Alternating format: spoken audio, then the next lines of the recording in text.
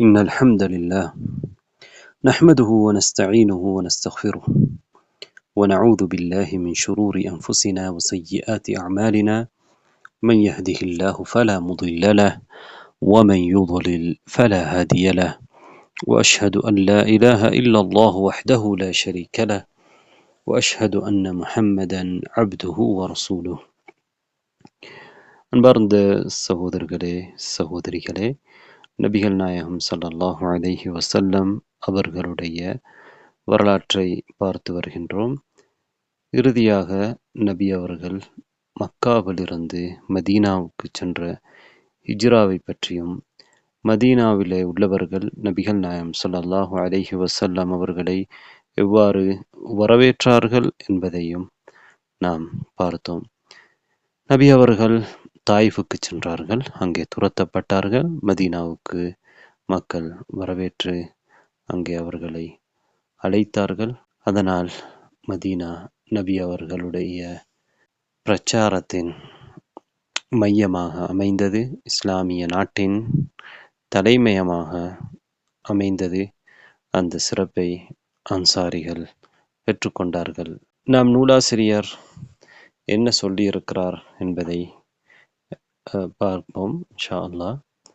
நாம் ஏற்கனவே பார்த்த நிகழ்வுகளிலே ஹிஜ்ராவுடைய பயணத்திலே நடந்த சில அற்புதங்களை பார்த்தோம். அதிலே ஒரு செய்திதான் சுராகத் இப்னு மாலிக் அவர்கள் நபி அவர்களை துரத்தி வந்தார்கள்.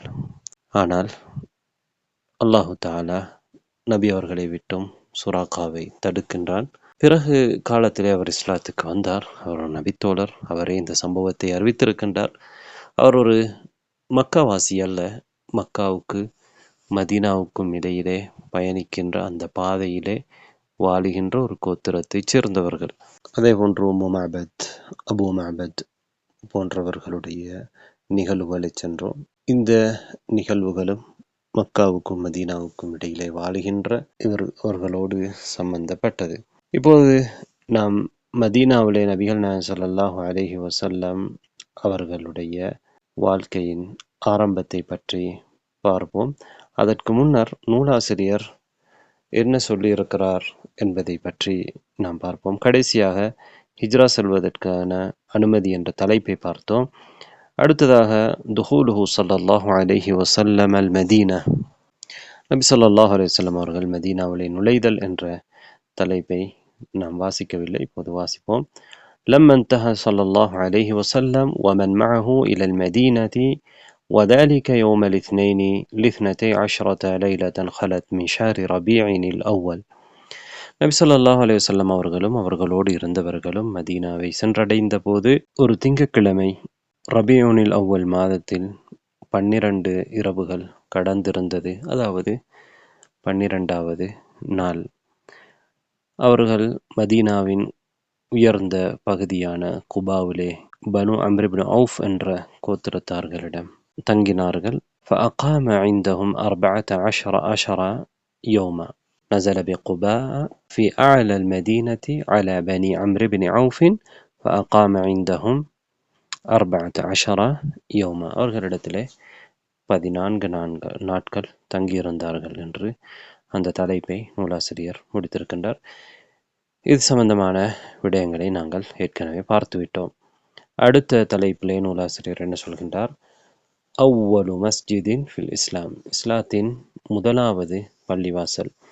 وأسس صلى الله عليه وسلم مسجد قباء.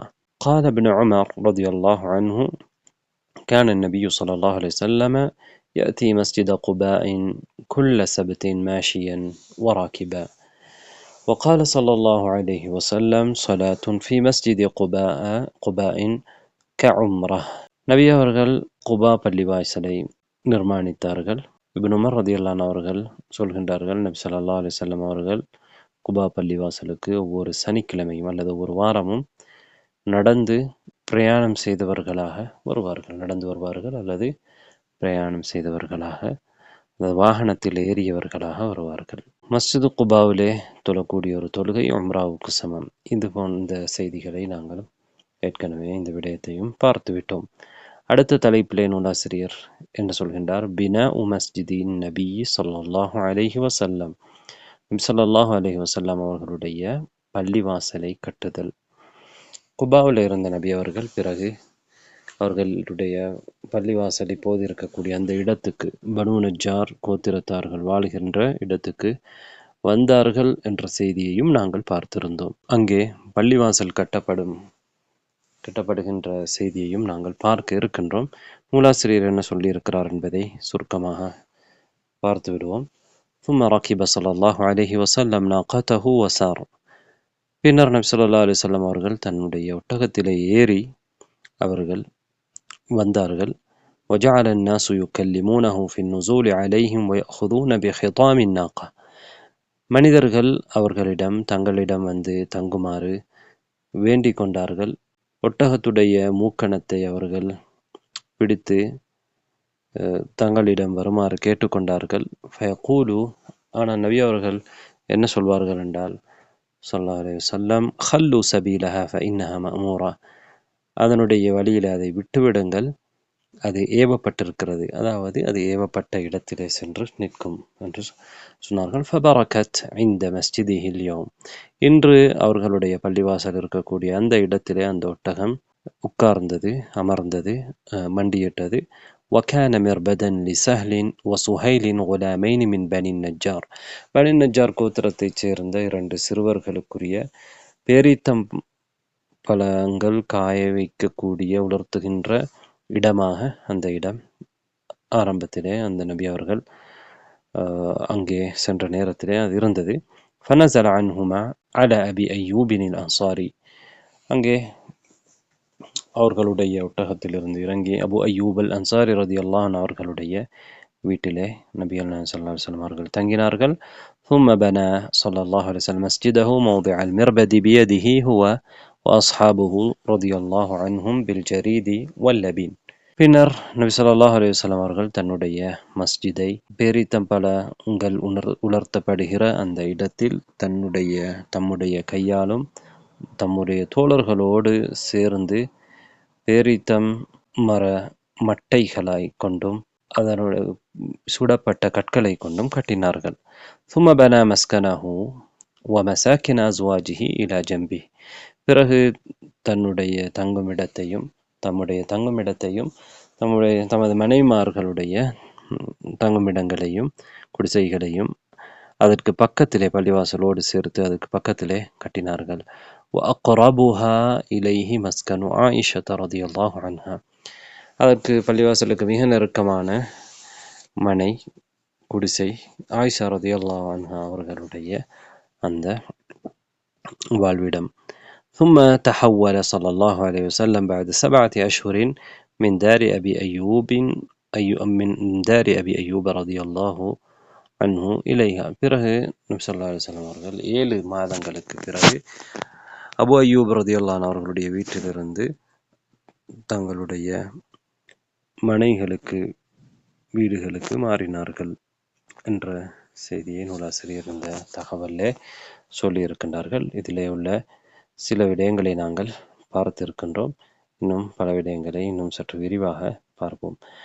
தொடர்ந்து நூலாசிரியர் அடுத்த தலைப்பிலே என்ன சொல்லியிருக்கிறார் என்றால், بعد أن بنى صلى الله عليه وسلم المسجد آخى بين المهاجرين وكانوا 90 رجلا وبين الأنصار على المواساة ويتوارثون بعد الموت إلى وقعة بدر.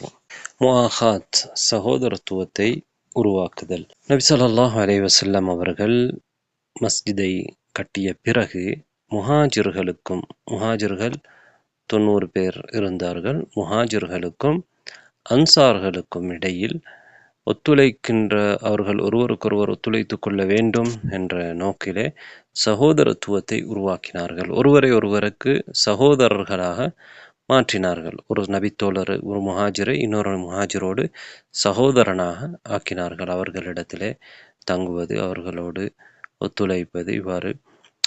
வயத்தவாரசூன, எந்த அளவுக்கு என்றால் வயத்தவாரசூன பஅதல் மௌத், மௌத்தானதற்கு பிறகு அவர்களில் ஒருவர் மரணித்தால் அவர்கள் வாரிசுரிமை பெறுவார்கள். இவர் அவரிடமிருந்து வாரிசுரிமை பெறுவார், அவர் இவரிடமிருந்து வாரிசுரிமை பெறுவார். இந்த நிலை எவ்வளவு நாளைக்கு இருந்ததென்றால் இலா வக்அத்தி பத்ர், பத்ர் யுத்தம் நடக்கின்ற வரையில இவ்வாறு நபி ஸல்லல்லாஹு அலைஹி வஸல்லம் அவர்கள் இந்த நிலையை தொடர்ந்தார்கள். முஹாஜிர்களில் ஒவ்வொருவரையும் ஒரு அன்சாரிக்கு சகோதரனாக ஆக்கி வைத்தார்கள். அவரோடு வாரிசுரிமை பெறக்கூடிய ஒருவராக மாற்றினார்கள். இதை நாங்கள் பின்னர் சற்று விரிவாக பார்க்கலாம். அடுத்த தலைப்பிலே நூலாசிரியர் என்ன சொல்லியிருக்கார் என்றால் அல் யஹூத், யூதர்கள். لما قدم النبي صلى الله عليه وسلم المدينة ورآه اليهود علموا أنه رسول الله حقا. நபிகள் நாயகம் ஸல்லல்லாஹு அலைஹி வஸல்லம் அவர்கள் மதீனாவுக்கு வந்த பொழுது யூதர்கள் அவர்களை பார்த்த பொழுது அவர்கள் தெரிந்து கொண்டார்கள், உண்மையாகவே இவர் அல்லாஹுடைய தூதர்தான். وأنه الذي كانوا يجدونه مكتوبا عندهم في التوراة, தௌராவிலே அவர்களுடைய வேதத்திலே அவர்கள் எழுதப்பட்டவர்கள், அதாவது அவர்களுடைய தௌராவிலே எழுதப்பட்ட இறை தூதர், இறுதி இறை தூதர் இவர்தான் என்பதை அவர்கள் தெரிந்து கொண்டார்கள். ومع ذلك لم يسلم منهم إلا نفر قليل منهم عالمهم وحبرهم عبد الله بن سلام. அப்படி இருந்தாலுமே அவர்களிலே குறைவானவர்களை தவிர, சிலரை தவிர மற்றவர்கள் இஸ்லாத்தை ஏற்றுக்கொள்ளவில்லை. இஸ்லாத்தை ஏற்றுக்கொண்டவர்களே அவர்களிலே அறிஞராக பண்டிதராக இருந்த அப்துல்லாஹ் இப்னு சலாம் ரதியல்லாஹு அன்ஹு அவர்களும் ஒருவர். ووادع النبي صلى الله عليه وسلم قبائل اليهود وهم بنو قينقاع وبنو النضير وبنو قريظة. மேலும் நபி ஸல்லல்லாஹு அலைஹி வஸல்லம் அவர்கள் யூத கோத்திரங்களோடு சகவாழ்வுக்கான ஒப்பந்தம் செய்து கொண்டார்கள். அவர்களோடு வாழ்வதற்காக உடன்படிக்கை செய்து கொண்டார்கள். யார் இந்த யூத கோத்திரங்கள்? பனு கைனுகா, பனு நதீர், பனு குரைதா, இவ்வாறு 3 யூத கோத்திரங்கள் மதீனாவில் இருந்தன. இந்த யூத கோத்திரங்களோடு உடன்படிக்கை செய்து கொண்டார்கள். இந்த தகவல்களை நாங்கள் சற்று விரிவாக தொடர்ந்து பார்க்கலாம். கடந்த உரையிலே மதீனாவாசிகள் எந்த அளவுக்கு நபிகள் நாயகம் ஸல்லல்லாஹு அலைஹி வஸல்லம் அவர்களின் வருகையிட்டு சந்தோஷப்பட்டார்கள், தங்களுடைய மகிழ்ச்சியை வெளிப்படுத்தினார்கள் என்பதை பார்த்திருந்தோம். ஆனாலும் சிலர் கவலையில் இருந்தார்கள். அப்படியானவர்களில் ஒருவர் தான் அப்துல்லாஹ் இப்னு உபை இப்னு சலூல். இவர் யார்?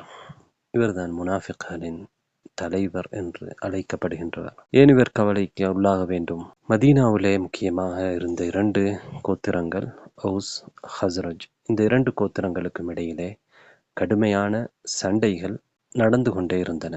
சில காலங்களிலே அவர்கள் கடுமையான இந்த சண்டையிலிருந்து, யுத்தத்திலிருந்து சற்று ஓய்வெடுப்பார்கள். அவர்களுக்கு அதிலே சோர்வு வரும். சமாதான உடன்படிக்கைக்கு வருவார்கள், கலைத்து விடுவார்கள். காரணம், அவர்களிலே புத்தி உள்ளவர்கள், அறிவுள்ளவர்கள் அதற்கு எதிராக செயல்பட்டு அந்த யுத்தத்துடைய நெருப்பை அணைப்பதற்காக முயற்சி எடுப்பார்கள்.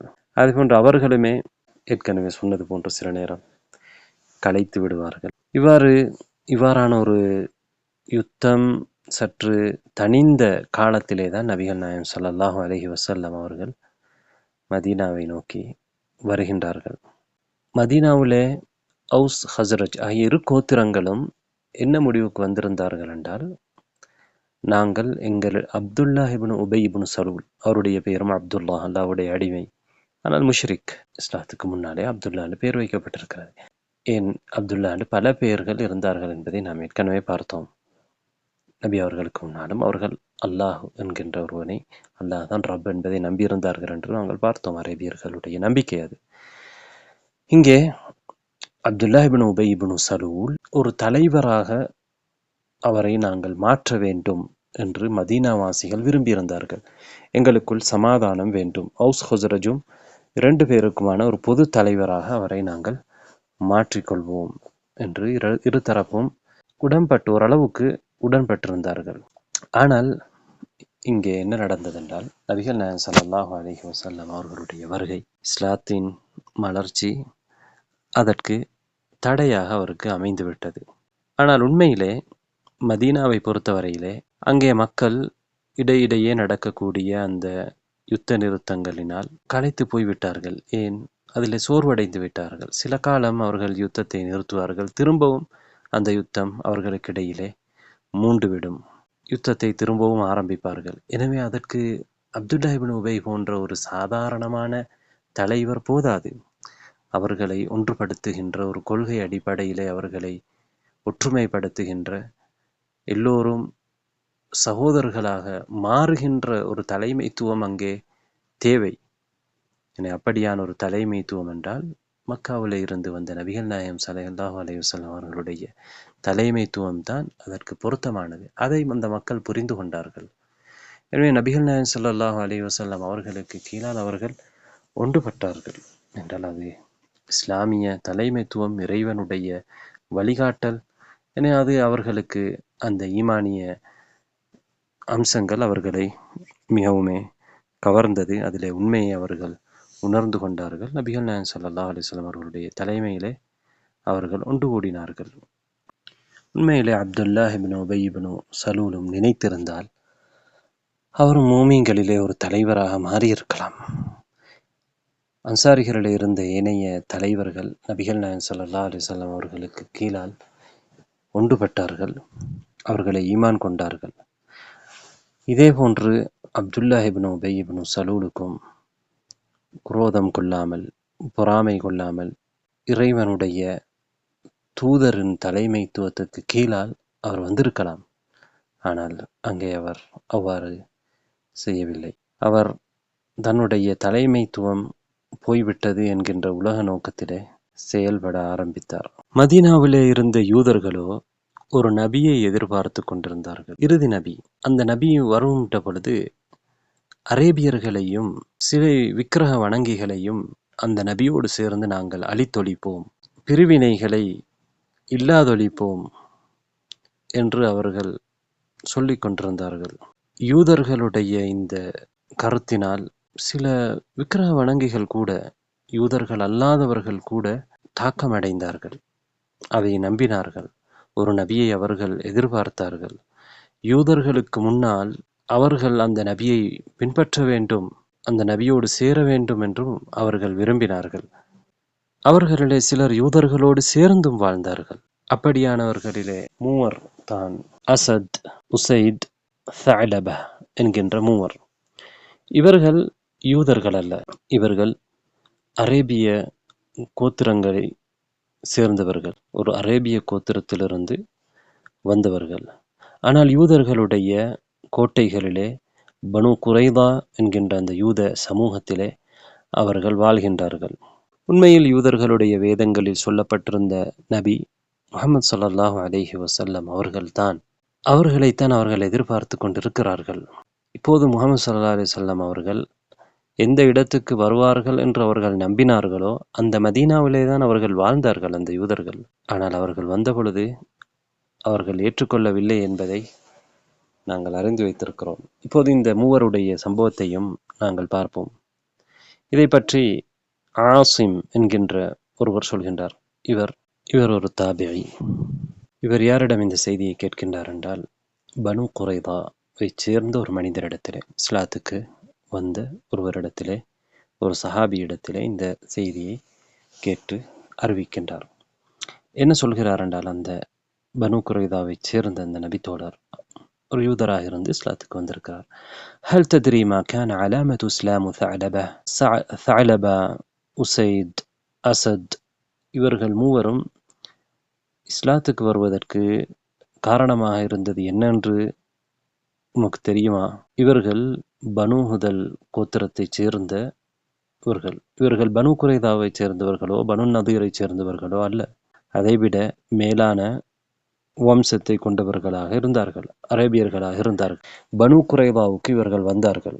பனு குரைதாவோடு அவர்கள் ஜாஹிலியா காலத்திலே, இஸ்லாத்துக்கு முற்பட்ட காலத்திலே வாழ்ந்தார்கள். பின்னர் இஸ்லாத்திலே இவர்கள் தலைவர்களாக மாறினார்கள். அப்போது ஆசிம் சொல்கிறார், இல்லை எனக்கு தெரியாது என்று சொன்ன பொழுது இவர்கள் இஸ்லாத்துக்கு வந்ததற்கான காரணத்தை அந்த பனு குறைதாவை சேர்ந்தவரே சொல்கின்றார். என்ன சொல்கிறார் என்றால், فإن رجلا من يهود أهل الشام يقال له ابن الهيبان. சாமில இருந்து ஒரு யூதர், அவருடைய பெயர் இப்னுல் ஹையபான் என்பவர் இஸ்லாத்துக்கு 2 வருடங்களுக்கு முன்னர் வந்தார். அவர் எங்களிடத்திலே தங்கினார், பனு குறைதாவிலே தங்கினார். இந்த சாம் தேசத்தை சேர்ந்த மனிதர், அவர் ஒரு யூதர். இந்த நபித்தோழர் என்ன சொல்கிறார் என்றால், 5 நேரம் தொழாத அவரை விட ஒரு சிறந்த மனிதரை நாம் பார்த்ததில்லை. 5 நேரம் தொழாதவர் என்றால் ஒரு முஸ்லிம் அல்ல, ஆனாலும் முஸ்லிம் அல்லாதவர்களில் அவரை விட ஒரு சிறந்த மனிதரை நாங்கள் பார்த்ததில்லை. அப்படி சிறந்த ஒரு மனிதர் அந்த சாமில இருந்து வந்த யூதர். அவர் எங்களிடத்திலே தங்கியிருந்தார். எங்களுக்கு பஞ்சம் வருகிற பொழுது, மழை இல்லாமல் போகின்ற பொழுது, நாங்கள் இப்னுல் ஹையபான் இடத்திலே சொல்லுவோம், எழுந்து எங்களுக்காக நீங்கள் மழை வேண்டி பிரார்த்தனை செய்யுங்கள் என்று சொல்வோம். அப்போது அவர் சொல்லுவார், இல்லை, நீங்கள் ஒவ்வொருவரும் தர்மம் செய்ய வேண்டும். நாங்கள் எதை தர்மமாக கொடுக்க வேண்டும், எந்த அளவு கொடுக்க வேண்டும் என்று கேட்கின்ற பொழுது, ஒரு சா பேரித்தம் பழம் அல்லது ஒரு 2 முத்துகள், ஒரு முத்துகள் 2 கைப்பிடி அளவு பேரித்தம் ஷயீர் வாட்கோதுமையை நீங்கள் தர்மமாக கொடுங்கள் ஒவ்வொரு மனிதருக்கும் சார்பாக என்று சொல்வார். பிறகு நாங்கள் தர்மம் கொடுத்து விட்டு வெளிக்கிளம்பி சென்று அல்லாஹ்விடத்திலே அவர்கள் எங்களுக்காக மழை வேண்டி பிரார்த்தனை செய்வார்கள். அவர்களுடைய அந்த இடத்திலிருந்து எழுந்து வருவதற்கு முன்னாலே மேகங்கள் வந்து மழையை கொட்டும், எங்களுக்கு மழை நீர் கிடைக்கும்.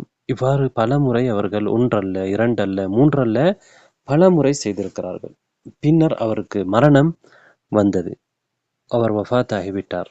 அவர் மௌத்தாகுவார் என்பதை அவர் அறிந்து கொண்ட பொழுது எங்களை பார்த்து அவர் என்ன சொன்னார் தெரியுமா? யா மஅஷர யஹூத் மா தரவுனஹு அஹ்ரஜனி மின் அர்தில் ஹம்ரி வல் ஹமீரி இலா அர்தில் ஜூஇ வல் புஸ்.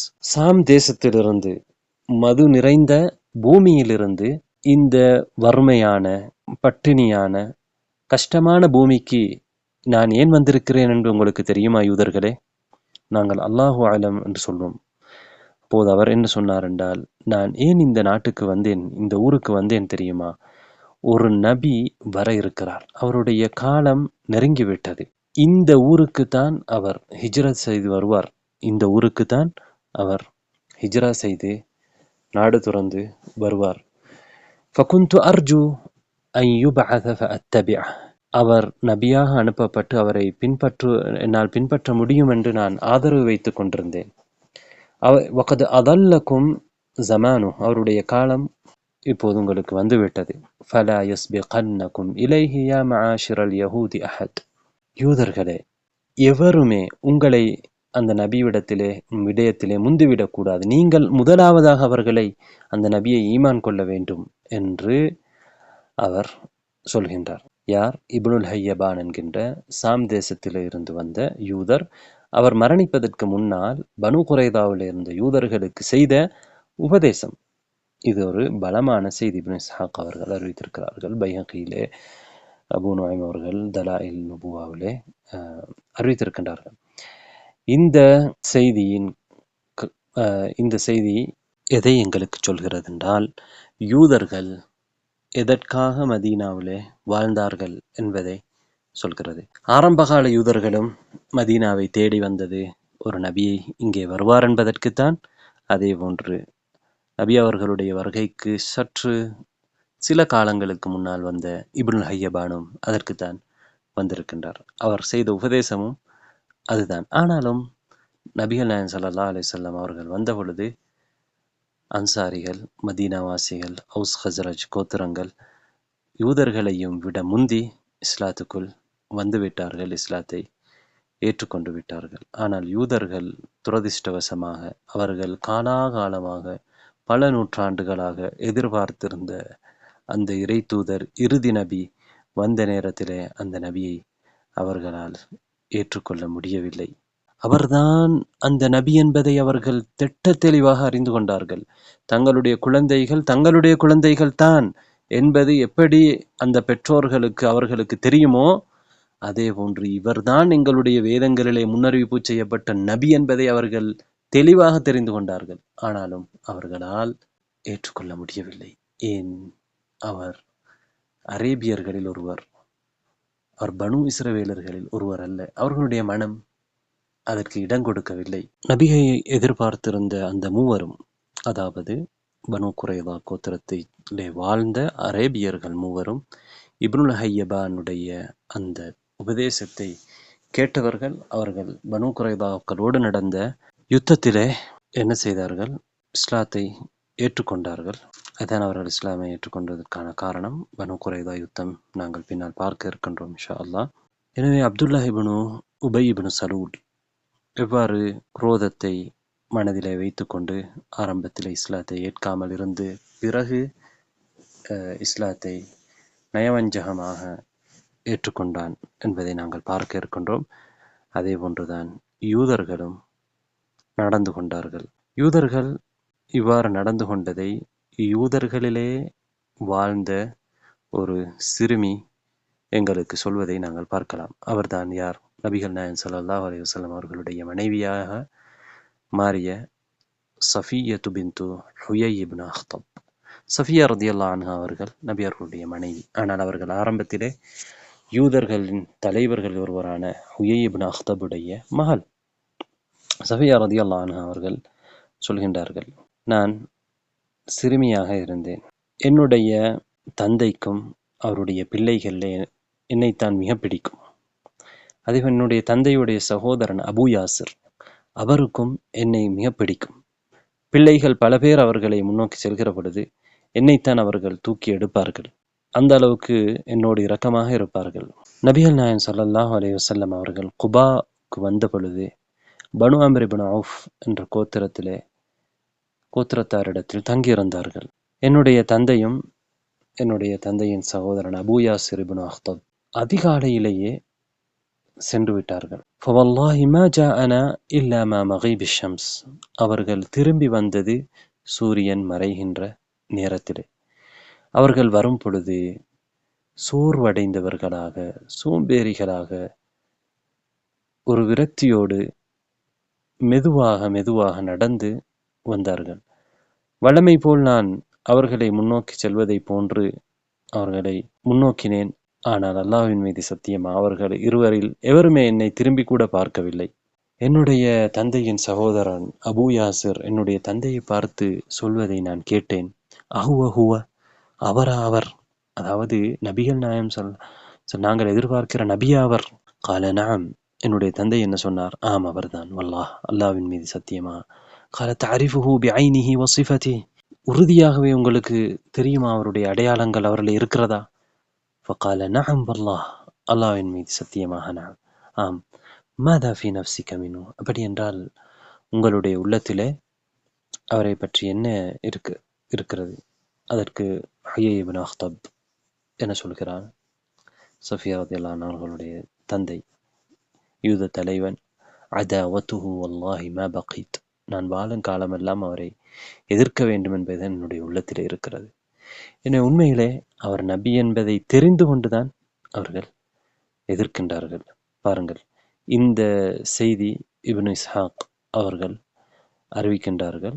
இந்த செய்தியிலே ஒரு சிறிய பலவீனம் என்னவென்றால், இந்த செய்தியை சஃபியா ரலியல்லாஹு அன்ஹா அவர்களிடமிருந்து அறிவிக்கக்கூடிய முஹம்மது பின் அம்ர் பின் ஹஸ்ம் என்பவர், சஃபியா அவர்கள் சஹாபாக்களை, அதாவது நபி அவர்களை கூட கண்டிருப்பார்கள். ஆனால் சஹாபாக்களிடத்திலே ஹதீஸ்களை கேட்டிருக்கிறார்கள். என்றாலும் இந்த செய்தியை அவர் சஃபியா ரலியல்லாஹு அன்ஹா அவர்களிடத்தில் நேரடியாக கேட்காமல் அவர்களிடமிருந்து எனக்கு சொல்லப்பட்டது என்று தான் சொல்கிறார்கள். எனவே அது தாபியங்களுடைய காலம், சஹாபாக்கள் வாழுகின்ற அந்த காலத்திலே இவர்கள் அந்த காலத்தில் இருந்தவர், நபியுடைய காலத்திலே பிறந்தவர், அவருக்கு யாரோ இந்த செய்தியை அவர்களுக்கு சொல்லி இருக்கிறார்கள். எனவே யார் அவருக்கும் சஃபியா ரலியல்லாஹு அன்ஹா அவர்களுக்கும் இடையில இருக்கக்கூடிய அந்த அறிவிப்பாளர் என்பது குறிப்பிடப்படவில்லை. எனவே பெரும்பாலும் ஒரு சஹாபியாக இருப்பார் அல்லது ஒரு தாபியாக இருப்பார். அது குறிப்பிடப்படாது என்பது ஹதீஸ்களை பொறுத்தவரையிலே ஒரு சிறிய பலவீனம். என்றாலும் இது ஒரு வரலாற்று செய்தி. இதை உறுதிப்படுத்தக்கூடிய மாதிரியான செய்திகள் பல இருக்கின்றன. இந்த நிகழ்வை பாருங்கள். யூதர்களுடைய இனவெறி எந்த அளவுக்கு இருக்கிறது. பொதுவாக அவர்களுடைய தன்மை இதுதான். அதனால்தான் அவர்கள் மக்தூப் அலைஹிம், அல்லாஹுவின் கோபத்துக்கு உள்ளானவர்கள். அல்லாஹ் அவர்களை கோபிக்கின்றான். ஏன்? சத்தியத்தை தெரிந்து கொண்டு அதனை ஏற்றுக்கொள்ள மாட்டார்கள், மறுப்பார்கள்.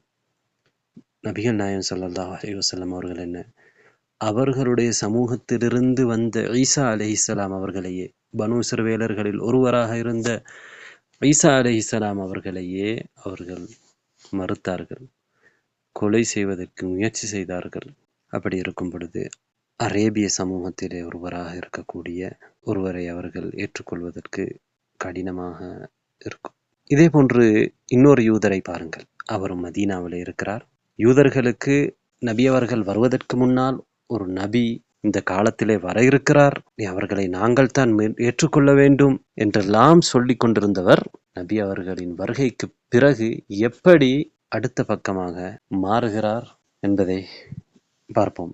அவருடைய பெயர் யூஷா.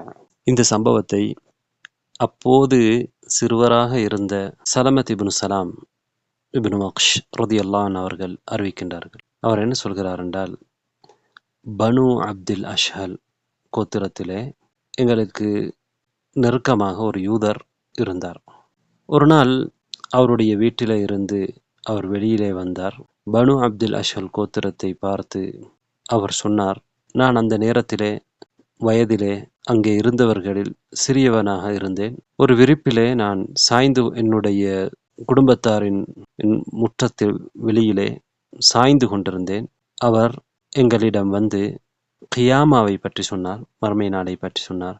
அங்கே எழுப்பப்படுவது, விசாரணை செய்யப்படுவது, மீசான், நன்மைகள் தீமைகள் நிறுக்கப்படுவது, சுவர்க்கம் நரகம், இதை பற்றியெல்லாம் அவர் பேசினார். அதை யாருக்கு அவர் சொல்கிறார் என்றால், ஷிர்க் செய்யக்கூடியவர்களுக்கு, சிலை வணங்கிகளுக்கு சொல்கின்றார். என்றால் மதீனாவில் இருந்த அவுஸ் ஹஸரஜ் கோத்திரங்கள் சிலை வணங்கியலாக இருந்தார்கள், ஷிர்க் செய்யக்கூடியவர்களாக இருந்தார்கள். அவர்களை பார்த்து அவர் இவ்வாறு உபதேசம் செய்கின்றார். ஷிர்க் செய்யக்கூடியவர்கள், முஷ்ரிக்குகள், மறுமை நாளை, மௌத்துக்கு பிறகு ஒரு வாழ்க்கை இருக்கிறது, அதிலே நாங்கள் எழுப்பப்படுவோம் என்பதை நம்பாதவர்களாக இருந்தார்கள். அப்போது அவர்கள் யூஷாயை பார்த்து என்ன கேட்கின்றார்கள் என்றால், வைஹக் யா ஃபுலான் أو ترى هذا كائنا أن الناس يبعثون بعد موتهم إلى دار فيها جنة ونار يجزون فيها بأعمالهم. இவ்வாறு நடக்குமா? மனிதர்கள் மௌத்தானதற்கு பிறகு எழுப்பப்பட்டு அவர்கள் சுவர்க்கம் நரகம் என்று அங்கே அவர்களுக்குரிய செயல்களுக்கு கூலி கொடுக்கப்படுமா என்று அங்கே இருந்தவர்கள் இந்த யூதரிடத்திலே கேட்கின்றார்கள். அதற்கு அவர் என்ன சொல்கிறார் என்றால், வல்லதி யுஹ்லஃபு பிஹி, அல்லாஹ் மீது சத்தியமாக, யார் மீது சத்தியம் செய்யப்பட வேண்டுமோ அவன் மீது சத்தியமாக, நீங்கள் பெரிய ஒரு நெருப்பை உங்களுடைய இந்த வாழ்விடத்திலே கூட்டி அதிலே நீங்கள் நெருப்பை மூட்டி அதிலே நீங்கள் என்னை தள்ளிவிடுவது எனக்கு மறுமையிலே நாளை அந்த நரகத்திலே இருந்து நான் தப்புவது அதைவிட எனக்கு நல்லது என்று அவர் சொல்கின்றார். அப்போது அங்கே இருந்தவர்கள் அவரிடத்தில் கேட்கின்றார்கள், இதற்கான அடையாளம் என்ன, நீங்கள் சொல்லக்கூடிய இந்த வாதத்துக்கான ஆதாரம் என்ன என்று கேட்ட பொழுது அவர் சொல்கிறார், இந்த மக்கா பக்கம், மதீனாவிலிருந்து மக்கா யமன் பக்கம் கையை அசைத்து செய்கினை செய்து இந்த பக்கத்திலிருந்து ஒரு நபி அனுப்பப்பட இருக்கின்றார். அப்போது அவர்கள் அங்கே இருந்தவர்கள் கேட்கிறார்கள், எப்போது அவர் வருவார்? அப்போது அந்த யூதர் யூஷா என்னை பார்த்து என்ன சொன்னார் என்றால், இந்த சிறுவன் உயிர் வாழ்ந்தால், நீண்ட காலம் வாழ்ந்தால் அந்த நபியை அவர் அடைந்து கொள்வார் என்று அவர் சொன்னார். சலம ரலியல்லாஹு அன்ஹு அவர்கள் சொல்கிறார்கள், ஃபவல்லாஹி மா தஹப அல்லைலு வன்னஹாரு ஹத்தா பஅத அல்லாஹு ரசூலஹ் வஹுவ ஹய்யுன் பைன அத்ஹுரினா. இரவு பகல் மாறி மாறி வந்தது, அதாவது காலங்கள் உருண்டோடின. அல்லாஹு தஆலா அவனுடைய தூதரை அனுப்பினான், அவர் எங்களுக்கு மத்தியிலே உயிரோடு இருக்கும் நிலையில் அனுப்பினான். ஃபஆமன்னா பிஹி, நாங்கள் அந்த நபியை ஈமான் கொண்டோம். வகஃபர பிஹி பக்யன் வஹஸத, அவர் வரம்பு மீறி பொறாமையின் காரணமாக நிராகரித்து விட்டார். ஃபகுல்னா வைஹக யா ஃபுலான் அலஸ்த பில்லதி குல்த லனா ஃபீஹி மா குல்த்.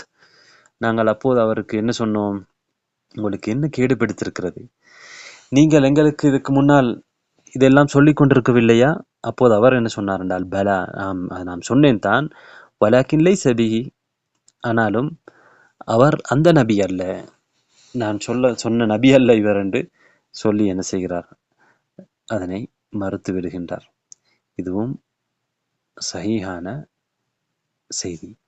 யூதர்கள் அவர்களுடைய வேதங்களை திரிவுபடுத்தக்கூடியவர்கள். அவர்களுடைய வேதங்களை அவர்கள் காலத்துக்கு காலம் திரிவுபடுத்தினாலும், நபிகள் நாயகம் ஸல்லல்லாஹு அலைஹி வஸல்லம் அவர்களுடைய வருகையை அவர்கள் மாற்றினாலும், அரேபியர்களிலிருந்து அவர் வருவார் என்பதை அவர்கள் மாற்றுவதற்கு, அவருடைய பெயரை மாற்றுவதற்கெல்லாம் அவர்கள் முயற்சி எடுத்தாலும், எல்லா முயற்சிகளுக்கு பிறகும் இன்றும் கூட அவர்களுடைய வேதங்களிலே திரிவுபடுத்தப்பட்ட அந்த வேதங்களிலே நபிகள் நாயகம் ஸல்லல்லாஹு அலைஹி வஸல்லம் அவர்களை பற்றிய முன்னறிவிப்புகள் இருக்கத்தான் செய்கின்றன. யூதர்கள் அவர்களுடைய திரிவுபடுத்தப்பட்ட சில வார்த்தைகளை வைத்து, இந்த நபி யூதர்களே வருவார், அவரோடு சேர்ந்து நாங்கள் அத்னானுடைய பிள்ளைகளை, அதாவது அரேபியர்களை நாம் அழித்தொழிப்போம் என்பதுதான் அவர்களுடைய எண்ணமாக இருந்தது. ஆனால் உண்மை என்னவென்றால், அத்னானுடைய பிள்ளைகளிலே ஒருவராகத்தான் அந்த நபி வருவார். இறுதி நபி அரேபியர்களில் ஒருவராக இஸ்மாயில் நபியுடைய வம்சத்திலே தான் வருவார் என்பதுதான் அங்கே சொல்லப்பட்டிருந்தது. ஆனால் இவர்கள் பார்த்தார்கள், இந்த நபி இவர்கள் திரிவுபடுத்தியதிலே என்ன நடந்ததென்றால், அவர்களை இவர்கள் கொலை செய்வார்கள், யூதர்கள் அரேபியர்களை கொலை செய்வார்கள். ஆனால் அதற்கான வாய்ப்பு இப்போது இல்லை. அவர்களே தான் அந்த நபி வந்திருக்கிறார் என்பதை இவர்கள் தெரிந்து கொண்ட பொழுது இவர்கள் பொறாமைப்பட்டு அதை ஏற்றுக்கொள்ளாமல் இருக்கிறார்கள். அதாவது இங்கே நாம் ஒரு விடயத்தை புரிந்து கொள்ள வேண்டும். யூதர்கள் என்பவர்கள் யார் என்றால், நாங்கள் யூதர் என்று சொல்கின்றோம், பனு இஸ்ராயில் என்றும் சொல்கின்றோம். இஸ்ராயிலுடைய பிள்ளைகள். இஸ்ராயில் என்றால் யார்? யாக்கூப் நபி. யாக்கூப் நபியுடைய பிள்ளைகள். யாக்கூப் நபி யார்? யாக்கூப் நபி தான் யூதர்களுடைய பாட்டன். யகூதிகள் என்று நாங்கள் சொல்கின்றோமே, இவர்கள் பனு இஸ்ரவேலர்கள் என்று சொல்கின்றவர்களுடைய மூத்த தந்தை யார் என்றால் யாக்கூப் நபி. யாக்கூப் நபியுடைய தந்தை இஸ்ஹாக். இஸ்ஹாக்குடைய தந்தை இப்ராஹிம். எனவே இப்ராஹிம் நபியிலிருந்து தான் இவர்கள் வருகின்றார்கள். இப்ராஹிம் நபியுடைக்கு 2 பிள்ளைகள் இருக்கின்றார்கள். ஒன்று இஸ்ஹாக், அடுத்தது இஸ்மாயில். இஸ்ஹாக்குடைய வழியில் வந்தவர்கள் தான் யாக்கூப். இஸ்ஹாக்குடைய மகன் யாக்கூப். யாக்கூபுடைய பிள்ளைகள் இருந்தார்கள். அவர்களில் ஒருவர் தான் யூசுப் அலைஹிஸ்ஸலாம் அவர்கள், யூசுப் நபி. இன்னும் ஏனைய 11 பிள்ளைகள் இருந்தார்கள். பனு இஸ்ரவேலர்களிலே 12 கோத்திரங்கள் இருக்கின்றன. அவர்கள் இந்த யாக்கூப் நபியுடைய பரம்பரையிலே வந்தவர்கள் தான் அந்த 12 கோத்திரங்களும். இப்ராஹிம் நபிக்கு இருந்த அடுத்த மகன் தான் இஸ்மாயில். இஸ்மாயில் நபியுடைய பிள்ளைகளாகத்தான் முஹம்மது ஸல்லல்லாஹு அரேபியர்கள். அரேபியர்களிலே ஒரு பகுதியினர் மக்காவிலே எல்லாம் வாழ்ந்தவர்கள். இஸ்மாயில் நபியுடைய பிள்ளைகள் குறைஷிகள், பனு கினானாக்கள், இவர்கள் எல்லோரும் அத்னான் வழியாக வந்தவர்கள். அத்னான் இஸ்மாயில் நபியுடைய பரம்பரையிலே வந்தவர். அவர்களில் வந்தவர்கள் தான் முஹம்மது ஸல்லல்லாஹு அலைஹி வஸல்லம். எனவே உண்மையிலே இவர்கள் அரேபியர்களுடைய, அத்னான் அரேபியர்களுடைய தந்தையும், அதே போன்று யூதர்களுடைய தந்தையும் இப்ராஹிம் நபி தான். இப்ராஹிம் நபியுடைய வழியிலே தான், பரம்பரையிலே தான் இவர்கள் வந்திருக்கின்றார்கள். இப்ராஹிம் நபிக்கு இஸ்மாயில் நபி அவர்கள் மக்காவிலே வாழ்ந்தார்கள். இஸ்ஹாக் அவர்கள் பலஸ்தீனிலே வாழ்ந்தார்கள். அந்த அடிப்படையிலே யாக்கூப் அலைஹிஸ்ஸலாம் அவர்கள் பலஸ்தீனிலே இருந்தார்கள். பிறகு யூசுப் நபி அவர்களுடைய நீண்ட அந்த சம்பவத்திலே அவர்கள் ஈஜிப்டுக்கு வருகின்றார்கள். ஈஜிப்டிலே அவர்கள் உயர் பதவியை பெறுகின்றார்கள். அந்த நாட்டுடைய மந்திரியாக அவர்கள் மாறிய பொழுது அவர்களுடைய யாக்கூப் நபி அவர்களையும் அவருடைய ஏனைய சகோதரர்களையும் அவர்கள் ஈஜிப்டுக்கு, எகிப்துக்கு, மிஸ்ருக்கு அழைத்து கொள்கின்றார்கள். எகிப்திலே நீண்ட காலம் அவர்கள் இருக்கின்றார்கள். ஃபிரௌனுடைய ஆட்சி வருகின்ற காலத்தில் அங்கே இருக்கின்றார்கள். ஃபிரௌன்கள் அங்கே ஆட்சி செய்கின்றார்கள். மூசா அலைஹிஸ்ஸலாம் அவர்கள் அந்த பனு இஸ்ரவேலர்களில் வந்த ஒரு முக்கியமான நபி. மூசா அலைஹிஸ்ஸலாம் அவர்களுடைய காலம் வரையிலே அவர்கள் ஈஜிப்டிலே, எகிப்திலே இருக்கின்றார்கள். அந்த காலத்திலே ஃபிரௌன் கடுமையாக பனு இஸ்ரவேலர்களை கொடுமை செய்து கொண்டிருந்தான். அல்லாஹு தஆலா அவர்கள் செய்த பொறுமைக்காக அங்கிருந்து அவர்களை மூசா அலைஹிஸ்ஸலாம், அதே போன்று ஹாரூன் அலைஹிஸ்ஸலாம் 2 நபிமார்களுடைய தலைமையிலே அங்கே இருந்து வெளியேற்றினான். ஃபிரௌனை மூழ்கடிக்க செய்தான். பிறகு மூசா அலைஹிஸ்ஸலாம் அவர்கள் ஹாரூன் அலைஹிஸ்ஸலாம் அதற்கு முன்னால் அவர்கள் மரணித்து விட்டார்கள். அவர்களுடைய மரணத்துக்கு பிறகு மூசா அலைஹிஸ்ஸலாம் அவர்களுடைய வாலிபராக இருந்த யூஷா அவரும் ஒரு நபி. அவருடைய தலைமையிலே அவர்கள் பலஸ்தீனுக்குள் மீண்டும் நுழைகின்றார்கள். அதாவது அந்த ஷாம் தேசத்துக்கு அவர்கள் செல்கின்றார்கள். அங்கே அவர்கள் வாழ்கின்ற அந்த காலத்திலே தான் பல நபிமார்களும் வந்திருக்கின்றார்கள். அவர்களுடைய ஒருவர் தாவூத் நபி, அதேபோன்று சுலைமான் நபி. தாவூத் நபி, சுலைமான் நபியுடைய காலம் யூதர்களுடைய பொற்காலம், மிகச்சிறந்த காலம், மிகப்பெரிய அரசர்கள் அவர்கள். அதே போன்று பல நபிமார்கள் யூதர்களுக்கு மத்தியிலே வந்து அவர்கள் யூதர்களை திருத்துவதற்கான பெருமுயற்சிகளை எடுத்திருக்கின்றார்கள். அவர்களுடைய இறுதி நபிதான் ஈசா அலைஹிஸ்ஸலாம் அவர்கள். மரியம் அவர்களுடைய மகன். அவர்களுடைய பிறப்பு அற்புதமானது. ஆனால் யூதர்கள் இந்த நபிமார்களுடைய உபதேசங்களை கேட்கக்கூடியவர்களாக இருக்கவில்லை. அவர்கள் குறைவானவர்களே ஈமான் கொள்ளக்கூடியவர்களாக இருந்தார்கள். ஷிர்கின் பக்கம் செல்லக்கூடியவர்கள் அதிகமாக இருந்தார்கள். சுலைமான் நபி அவர்களுடைய மரணத்துக்கு பிறகு 2 நாடுகளாக அவர்கள் பிரிந்தார்கள் என்பது அவர்களுடைய பெரிய வரலாறு. ஈசா நபிமார்களை அவர்கள் கொலை செய்வதற்கும் முற்பட்டார்கள். ஈசா நபி அவர்களுடைய காலத்திலே வாழ்ந்த யஹ்யா நபி, அதே போன்று அவர்களுடைய தந்தை ஜக்கரியா நபி இதற்கு உதாரணம். ஈசா அலைஹிஸ்ஸலாம் அவர்களையும் அவர்கள் கொலை செய்வதற்கு முயற்சி செய்தார்கள். ஆனால் அல்லாஹு தஆலா அவர்களை வானளவில் உயர்த்தி விட்டான். இந்த எல்லா நபிமார்களும் நபிகள் நாயகம் ஸல்லல்லாஹு அலைஹி வஸல்லம் அவர்களுடைய வருகையை முன்னறிவிப்பு செய்திருக்கிறார்கள். குறிப்பாக ஈசா அலைஹிஸ்ஸலாம் அவர்கள் முன்னறிவிப்பு செய்திருக்கின்றார்கள். என்றாலும் யூதர்கள் ஈசா அலைஹிஸ்ஸலாம் அவர்களுக்கே இந்த அநீதியை செய்தார்கள். அவர்களை கொலை செய்வதற்கு முயற்சித்தார்கள். பிறகு அவர்களுடைய ஆட்களை, ஈசா நபி அவர்களை பின்பற்றிய கிறிஸ்தவர்களை அவர்கள் கடுமையாக துன்புறுத்தினார்கள். கடைசியாக யூதர்களிலே இருந்த ஒரு முக்கியமான ஒரு தலைவர் தான் ஷாவுல் என்பவர். அரபியிலே பூலிஸ் என்று சொல்வார்கள், தமிழிலே போல் ஆண்டவர் என்று கிறிஸ்தவர்களால் அழைக்கப்படுவார். இந்த பூலிஸ் என்பவர், ஷாவுல் என்பவர் என்ன செய்கிறார் என்றால், இவர் யூதர்களிலே மிக முக்கியமான ஒருவர். ஈசா நபி அவர்களை பின்பற்றியவர்களை கொலை செய்த, அவர்களை காட்டிக் கொடுத்த, அவர்களை துன்புறுத்துகின்ற ஒருவர். இறுதியாக யூதர்கள் ஒரு திட்டம் போடுகிறார்கள். இந்த ஷாவுல் ஒரு கிறிஸ்தவராக என்ன செய்கிறார், தன்னை மாற்றிக்கொள்கிறார். எப்படி மாற்றிக்கொள்கிறார்னா, தான் போகின்ற வழியிலே ஈசா அலைஹிஸ்ஸலாம் அவர்கள் ஒரு வானத்தின் மேகத்திலே தோன்றி, ஒரு மின்னலாக தோன்றி இவரோடு கதைத்ததாகவும், இவரை நபியாக மாற்றியதாகவும், ஈசா அலைஹிஸ்ஸலாம் அவர்கள் தான் இறைவனுடைய மகனாகவும் இவர் என்ன செய்கிறார் என்றால் சித்தரிக்கின்றார். ஏனென்றால் யூதர்கள் பார்த்தார்கள், கிறிஸ்தவத்தை ஈசா நபி அவர்கள் கொண்டு வந்த கொள்கையை இவர்களால் இவ்வாறு அடக்குமுறைகள் மூலமாக ஒழிக்க முடியாது. எனவே அதற்குள்ளே இவர்கள் நுழைந்து அதனை நாசப்படுத்த வேண்டும், அதனுடைய சித்தாந்தங்களை குழப்படியாக்க வேண்டும், அதை பின்பற்றுபவர்களுக்கே சரியான கொள்கை என்ன என்று அறியாமல் செய்ய வேண்டும் என்பதற்காக அவர்கள் எடுத்த முயற்சி தான் ஷாவுலுடைய முயற்சி. இறுதியாக என்ன நடந்தது?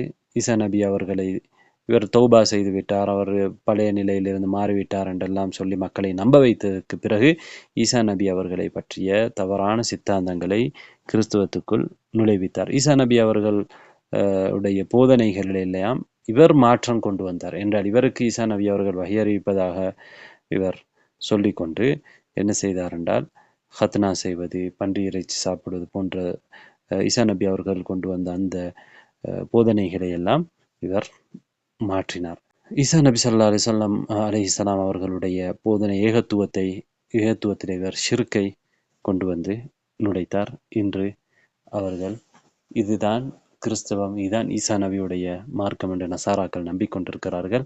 அது உண்மையிலே ஈசா நபி அவர்கள் கொண்டு வந்த மார்க்கம் அல்ல, பூலிஸால் உருவாக்கப்பட்டது. என்றாலும் உண்மையான கிறிஸ்தவத்திலே நபிகள் நாயகம் ஸல்லல்லாஹு அலைஹி வஸல்லம் அவர்கள் வரக்கூடிய காலத்திலும் பலர் இருந்திருக்கிறார்கள் என்பது நாங்கள் வரலாற்றிலே தெரிந்து வைத்திருக்கின்றோம்.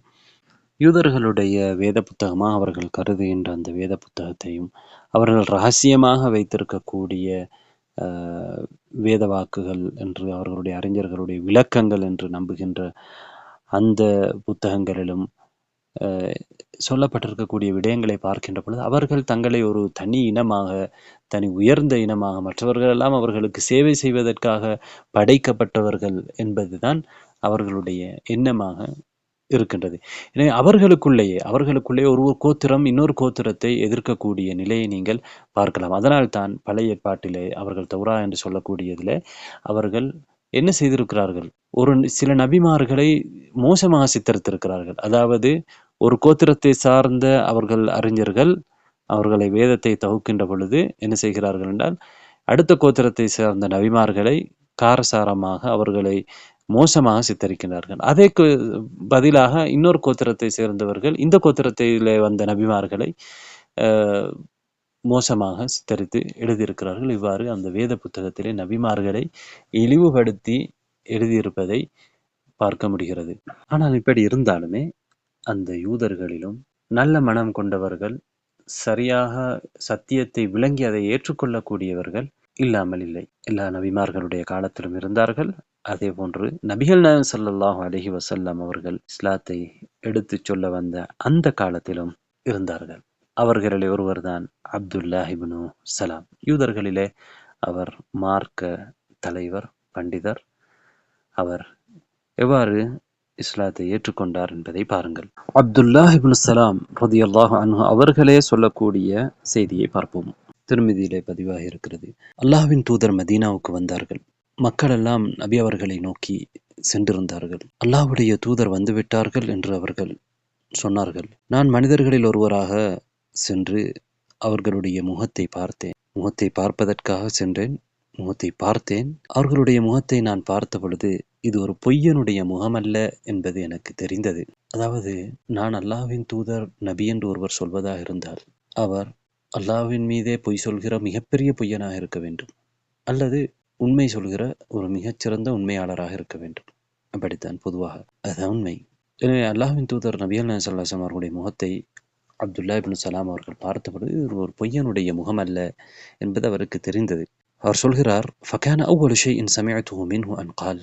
முதலாவதாக நபி அவர்களிடத்திலே நான் செவிமடுத்தது என்ன தெரியுமா? யா ஐயுஹன்னாஸ், மனிதர்களே, அத்இமுத் தஆம், உணவளியுங்கள், வஅப்ஷுஸ் ஸலாம், சலாம் கூறிக்கொள்ளுங்கள், அதை பரப்புங்கள், வஸிலுல் அர்ஹாம், உறவினர்களோடு சேர்ந்து நடங்கள், வஸல்லு வன்னாசு நியாம், மனிதர்கள் எல்லாம் இரவிலே தூங்குகிற பொழுது நீங்கள் எழுந்து தொழுங்கள், தத்ஹுலுல் ஜன்னத பிஸலாம், ஈடேற்றமாக நீங்கள் சொர்க்கம் நுழைவீர்கள். இந்த வார்த்தைகள் மிக ஆழமான வார்த்தைகள். அதனை அப்துல்லா இப்னு சலாம் அவர்கள் புரிந்து கொண்டார்கள். இதை கேட்டு பின்பற்ற போகிற மதீனா சமூகம் எப்படியான சமூகமாக உருவாகும்? ஒருவருக்கொருவர் ஒத்துழைக்கக்கூடிய, ஒருவருக்கொருவர் காண்கின்ற பொழுது முகமன் கூறி சலாம் கூறி வாழ்த்திக் கொள்கின்ற, உறவினர்களை சேர்ந்து நடக்கின்ற, அரவணைக்கின்ற, இரவு நேரமானதும் தங்களை படைத்த இறைவனை நெருங்கி தொழுகின்ற நல்ல மனிதர்கள், நல்ல ஒரு சமூகம் இதனால் உருவாகும். இன்னும் இப்படியான உபதேசத்தை தான் நபி அவர்களிடம் முதலாக மதீனாவுக்கு வந்த நேரத்திலே அப்துல்லா இப்னு சலாம் ரதியல்லாஹு அன்ஹு அவர்கள் செவிமடுக்கின்றார்கள். உண்மையிலே அப்துல்லா இப்னு சலாம் ரதியல்லாஹு அன்ஹு அவர்கள் நபிகள் நாயகம் ஸல்லல்லாஹு அலைஹி வஸல்லம் அவர்கள் மதீனாவுக்கு வருகிற பொழுது அவர்கள் எங்கே இருந்தார்கள் என்றால், அவர் ஒரு தோட்டத்திலே பேரீத்தம் கனிகளை தன்னுடைய குடும்பத்துக்காக பறித்து கொண்டிருக்கிறார். அனஸ் ரதியல்லாஹு அன்ஹு அவர்கள் சொல்கின்றார்கள், அல்லாஹ்வுடைய தூதர் வந்திருக்கிறார் என்கின்ற செய்தி அவர்களுக்கு கேள்விப்படுகிறது.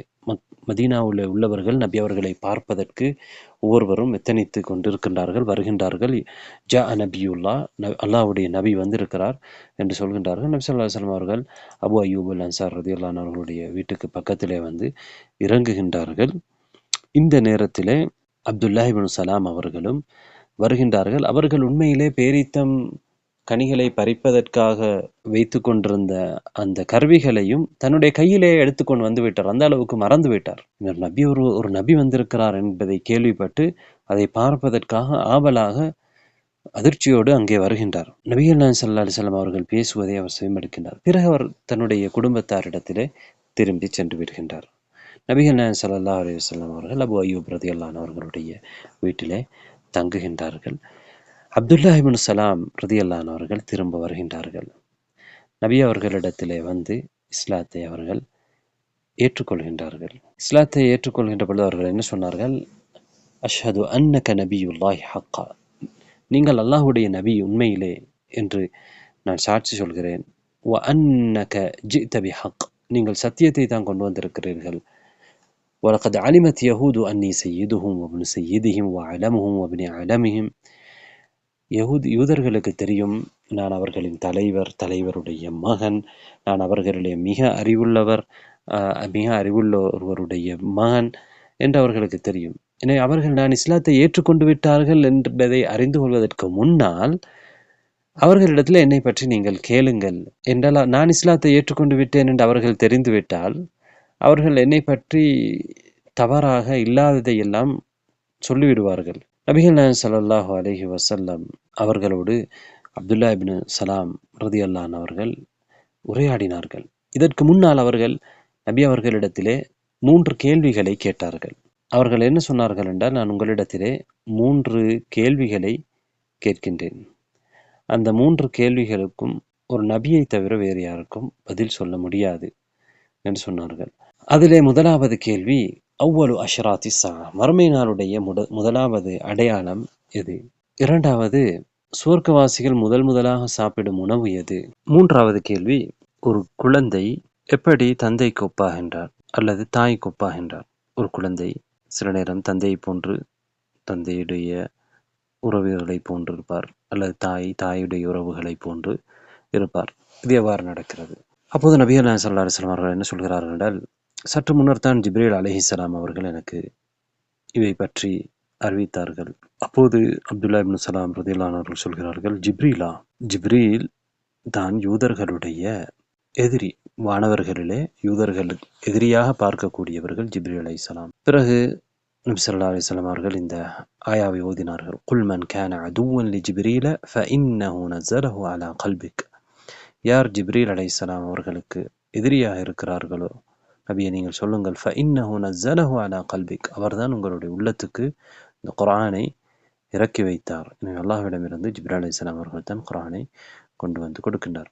ஜிப்ரீல் அலைஹிஸ்ஸலாம் அவர்களுக்கு யூதர்கள் எதிரியாக இருக்கின்றார்கள். பிறகு நபி அவர்கள் ஒவ்வொன்றாக சொல்கின்றார்கள். முதலாவது அடையாளம், ஒரு நெருப்பு வெளிப்பட்டு அது மனிதர்களை கிழக்கிலிருந்து மேற்குக்கு துரத்துவிடும் என்று சொல்கின்றார்கள். சொர்க்கத்திலே முதலாவதாக சொர்க்கவாசிகள் சாப்பிடக்கூடிய உணவு மீனின் கல்லீரலில் இருக்கக்கூடிய மேலதிகமான அந்த பகுதி. ஒரு குழந்தை எவ்வாறு தந்தைக்கு ஒப்பாகிறான் என்றால், தந்தையுடைய ஒரு ஆணுடைய நீர் விந்து முந்திவிட்டால், பெண்ணுடைய நீரை விட ஆணுடைய நீர் முந்திவிட்டால் குழந்தை ஆணுக்கு ஒப்பாகிறது. பெண்ணுடைய நீர் ஆணுடைய நீரை முந்திவிட்டால் அந்த தாய்க்கு அல்லது தாயின் உறவினர்களுக்கு அந்த குழந்தை ஒப்பாகிறது என்று நபி அவர்கள் சொன்னார்கள். அப்போதுதான் அப்துல்லா இப்னு சலாம் ரலியல்லாஹு அன்ஹு அவர்கள் இஸ்லாத்தை ஏற்றுக்கொண்டு விட்டு, யூதர்களிடத்திலே என்னை பற்றி கேளுங்கள், நான் இஸ்லாத்துக்கு வந்திருக்கிறேன் என்பதை சொல்லாமல் கேளுங்கள் என்று சொன்னார்கள். பிறகு நபிகள் நாயகம் ஸல்லல்லாஹு அலைஹி வஸல்லம் அவர்கள் யூதர்களிடத்திலே ஆள் அனுப்பினார்கள். யூதர்கள் வந்தார்கள்.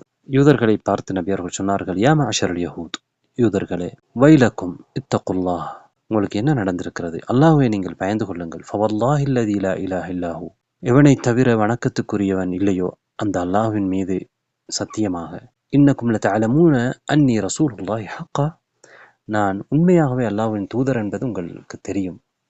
வ அன்னி ஜிஅது பிஹக்கின், நான் சத்தியத்தை கொண்டு வந்திருக்கிறேன் என்பது உங்களுக்கு தெரியும். அஸ்லிமு, இஸ்லாத்தை ஏற்றுக்கொள்ளுங்கள். காலு மா நஅலமு, அவர்கள் என்ன பதில் சொன்னார்கள் என்றால், இல்லை எங்களுக்கு தெரியாது என்று சொன்னார்கள். நபிகள் நாயகம் ஸல்லல்லாஹு அலைஹி வஸல்லம் அவர்கள் பிறகு யூதர்களிடத்திலே அப்துல்லா இப்னு சலாம் ரலியல்லாஹு அன்ஹு அவர்களை பற்றி கேட்கின்றார்கள். அப்துல்லா இப்னு சலாம் அவர்கள் உங்களிலே எப்படியான மனிதர் என்று கேட்டார்கள். காலு ஹைருனா வப்னு ஹைரினா, அவர்கள் என்ன பதில் சொன்னார்கள் என்றால், அவர் எங்களிலே மிகச்சிறந்தவர், எங்களில் மிகச்சிறந்தவருடைய மகன் என்று சொன்னார்கள். தொடர்ந்து சொன்னார்கள், சையீதுனா வப்னு சையீதினா, எங்களிலே தலைவர், எங்களுடைய தலைவருடைய மகன். அப்போது அவர்கள் நபியவர்கள் கேட்டார்கள், அப்துல்லா இப்னு சலாம் இஸ்லாத்தை ஏற்றுக்கொண்டால் நீங்கள் என்ன கருதுவீர்கள்? அப்போது அவர்கள் என்ன சொன்னார், ஆதஹுல்லாஹ் மின் தாலிக், அல்லாஹ் அதிலிருந்து அவரை பாதுகாக்கட்டும் என்று சொன்னார்கள். அப்போது அப்துல்லா இப்னு சலாம் ரலியல்லாஹு அன்ஹு அவர்கள் வெளியிலே வந்து மறைந்திருந்தார்கள். வெளியிலே வந்து என்ன சொல்கிறார்கள், அஷ்ஹது அல்லா இலாஹ இல்லல்லாஹ் வ அஷ்ஹது அன்ன முஹம்மதர் ரசூலுல்லாஹ், அல்லாஹுவை தவிர வணக்கத்துக்குரியவன் யாரும் இல்லை, முஹம்மது ஸல்லல்லாஹு அலைஹி வஸல்லம் அவர்கள் அல்லாஹ்வின் தூதர் என்று நான் சாட்சி கூறுகிறேன் என்று சொன்ன பொழுது, காலு ஷர்ருனா வபுனு ஷர்ரினா, அப்போது யூதர்கள் என்ன திரும்ப எப்படியா பேச ஆரம்பித்தார்கள், எங்களுடைய மிக மோசமானவர், எங்களுடைய மிக மோசமானவருடைய மகன் என்று அவரை குறை கூறுவதற்கு ஆரம்பித்தார்கள். அவர்கள் அப்துல்லா இப்னு சலாம் ரலியல்லாஹு அன்ஹு அவர்கள் சொன்னார்கள், இதைத்தான் நான் பயந்தேன் என்று நபிகள் நாயகம் ஸல்லல்லாஹு அலைஹி வஸல்லம் அவர்களிடத்திலே சொன்னார்கள். எனவே இந்த செய்திகள் புகாரியிலே வந்திருக்கின்றன. இங்கே யூதர்கள் எவ்வாறு சத்தியத்தை மறுக்கின்றார்கள், அதுவும் தெரிந்து கொண்டு மனமுரண்டாக மறுக்கின்றார்கள் என்பதை நாங்கள் பார்க்கிறோம். அதே போன்று அதனால்தான் யூதர்களை அல்லாஹு தாலா மக்தூபி அலைஹிம், கோபத்துக்குள்ளானவர்கள், அல்லாஹ்வுடைய கோபத்துக்கு உள்ளானவர்கள் என்றும், நசாராக்களை தால்லீன், வழிகெட்டவர்கள் என்றால் அவர்கள் செயல்படுகின்றார்கள், செயல்பட விரும்புகிறார்கள், ஆனால் அவர்களிடத்திலே சத்தியம் இல்லை, உண்மை இல்லை, இது சரி என்பது அவர்களுக்கு தெரியாது. அவர்கள் பிழையை சரி என்று நினைத்து கொண்டு இருக்கின்றார்கள். அவர்களை யூதர்கள் அவர்களுடைய உண்மையான மார்க்கத்தை மாற்றிவிட்டார்கள். நாம் ஏற்கனவே சல்மானுல் ஃபாரிசி ரதியல்லாஹு அன்ஹு அவர்களை பற்றி பார்த்தோம். அவர்கள் இஸ்லாத்தை இதுவரை ஏற்றுக்கொள்ளவில்லை. நபி அவர்கள் வந்ததை கேள்விப்பட்டு குபாவுக்கு வந்தார்கள். நபி அவர்களுக்கு பேரீச்சம் பழங்களை கொடுத்து இது சதகா என்று சொன்னார்கள். நபி அவர்கள் அதை சாப்பிடவில்லை என்பதை பார்த்தார்கள். அவர்களுக்கு ஏற்கனவே சொல்லப்பட்ட அடையாளங்களிலே இது ஒரு அடையாளம் என்பதை அவர்கள் புரிந்து கொண்டார்கள். பிறகு 2வது முறை நபி அவர்கள் மதீனாவுக்கு இப்போது வந்திருக்கின்ற நிலையிலும் பேரீச்சம் பழங்களை எடுத்துக்கொண்டு வருகின்றார்கள். வந்து நபிகள் நாயகம் ஸல்லல்லாஹு அலைஹி வஸல்லம் அவர்களை சந்தித்து, நீங்கள் சதகா சாப்பிட மாட்டீர்கள் என்பதை நான் பார்த்தேன், இதோ உங்களுக்கு நான் ஹதியாவாக, அதாவது கிஃப்டாக, கிஃப்ட் என்பது சதகா என்பது தேவை உள்ளவர்களுக்கு கொடுப்பது, கிஃப்ட் என்பது ஒருவர் மஹப்பக்காக, நேசிப்பதற்காக, அன்பளிப்பாக கொடுப்பது. எனவே நான் இதனை உங்களுக்கு அன்பளிப்பாக கொடுத்து கண்ணியப்படுத்த விரும்புகிறேன் அப்படி என்று கொடுக்கின்றார். நபிகள் நாயகம் ஸல்லல்லாஹு அலைஹி வஸல்லம் அவர்கள் ஹதியாவை சாப்பிட்டார்கள், சஹாபாக்களுக்கும் அதை கொடுத்தார்கள், அவர்களும் சாப்பிட்டார்கள்.